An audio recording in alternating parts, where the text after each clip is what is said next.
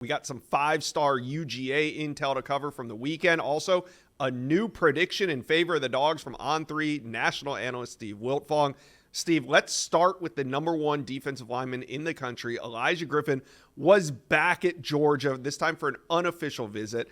Does this seem like it's really trending in the Dogs' direction? Is this something that they could close out before summer ends? Hey, and you guys tuning into the show, make sure you get to the On3 website and read Chad Simmons' update with Elijah Griffin, his words on the visit, another strong trip to Athens. Look, these defensive linemen every year, marathons for the elite defensive linemen in the country, no matter where they're from, who's recruiting them. I still like Georgia. I think Georgia ultimately gets it done for Elijah. Another really good visit to campus for him, another opportunity for him to get around Coach Trey Scott, Coach Schumann, Coach Kirby Smart and company, and just see why Georgia's so successful, see why the players love being there.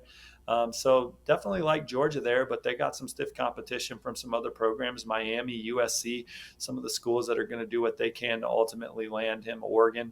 But Georgia, I think, remains in strong position for one of their most coveted targets, regardless of position. All right, Steve. Any other prospects in Athens over the weekend that the Dogs impressed? Well, on 300 edge rusher Bryce Davis is a player that Coach Chidera Uzo Daribe has poured a lot into, Kirby Smart and company. Heard it was another great visit. My RPM's on Georgia. That's where I'm still leaning, still like where Georgia stands there for Bryce Davis.